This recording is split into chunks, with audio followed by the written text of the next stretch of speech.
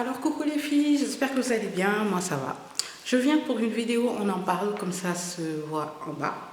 Alors aujourd'hui je viens vous parler des infections urinaires. En fait, j'ai parlé de toutes les choses qu'il y avait autour des maladies, bon toutes les choses, une bonne partie de maladies plutôt féminines, mais celle-là, elle concerne aussi les hommes. Mais je ne vais pas m'étendre sur celui pour les hommes, je crois que vaudrait mieux qu'un homme le fasse. Je sais pas. Bref, je vais vous dire grosso modo ce que j'ai découvert, qu'est-ce que c'est exactement, blabla. Bref, en fait, les infections urinaires, bon, pour la plupart, ils disent que c'est sans gravité, mais que ça gâche la vie et que ça énerve. Qu'il y avait 3 sortes d'infections urinaires, l'urètre qui est sur la partie urètre, la vessie et le plus grave, c'est ceux qui vont directement vers les reins. Alors, les noms des maladies, je vais les écrire un tout petit peu partout. La vessie, c'est la cystite, l'urètre, c'est l'urètre, et les reins, je ne sais plus ça s'appelle comment. En fait, je sais, mais j'arrive pas à le dire. C'est pyélonéphrite. Je l'écrirai en bas, vous pourrez voir, etc.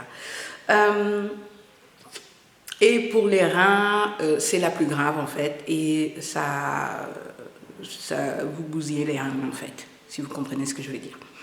Alors les symptômes, c'est des douleurs quand on va uriner, des douleurs au lombaire, c'est de la fièvre, de la fatigue, des vomissements, des nausées. Il paraît qu'il y a beaucoup de femmes qui ont ces maladies et qui pensent qu'elles sont enceintes en fait, et quand j'entends ça, ça me fait peur. Autre chose, c'est les brûlures, les démangeaisons et des traces de sang dans les urines. Rien de bien sexy. En fait, la plus fréquente chez les femmes, c'est une infection qui est due à j'ai pas envie d'appeler ça un virus, à une bactérie qui se trouve au niveau du côlon. Et c'est le E. coli et c'est ce qui est le plus fréquent chez les femmes.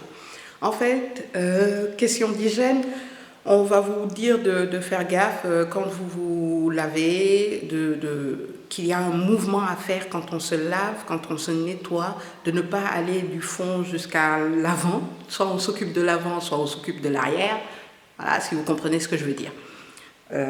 C'est ce qui touche le plus les femmes. Il faut dire que nous, notre organe, il est à ciel ouvert, si je peux dire ça comme ça, et c'est très facile d'avoir ce genre de choses. Les vêtements, vraiment, il faut faire gaffe.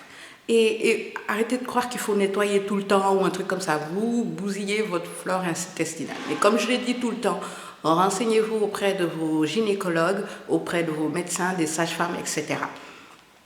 À savoir, les extraits de pépins de pamplemousse, c'est un bon antibiotique naturel. Ne pas mettre ça tout le temps.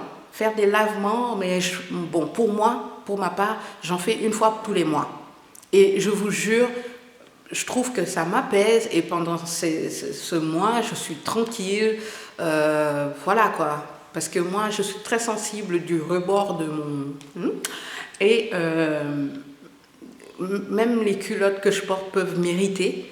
Donc, ça fait partie des produits que j'utilise et voilà, qui me permettent de ne pas être sensibilisée dans cette zone-là. Bon, il paraît qu'ils vous prescrivent la plupart du temps des antibiotiques, des antispasmodiques, maybe, et des antalgiques, n'importe quoi, et des antalgiques. Comme je l'ai dit, question médicaments, moi je ne suis pas trop dans cette histoire-là. Je préfère aller me tourner vers l'homéopathie, ce genre de choses. Je ne vais pas vous dire quels médicaments il faut prendre ou un truc comme ça. Comme je vous l'ai dit tout le temps, allez vers vos gynécologues et posez-leur la question. Vous pouvez leur dire, mais est-ce qu'on peut avoir une alternative homéopathique? Ils sont censés connaître et pouvoir vous diriger. Les infections urinaires, ça peut arriver à tout le monde, à n'importe qui. C'est pas parce que vous couchez avec quelqu'un que vous avez des infections urinaires. Non, ça peut être dû à une mauvaise gestion de son environnement. Ça peut être dû à les serviettes. Une action qu'on fait tous, c'est quand on se lave, on s'essuie partout et on finit, bon pour la plupart, on termine par les parties intimes. You know. Donc, ne pensez pas que non, moi j'aurais jamais ça, c'est faux.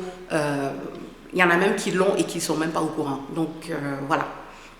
Comme je vous l'ai dit tout le temps, allez voir votre gynéco, n'ayez pas peur de poser des questions. Il est là pour ça. Donc, voilà. C'était la vidéo, on en parle de la semaine, on va dire. J'espère qu'elle vous a plu. Je vous fais de gros bisous et je vous dis à très vite.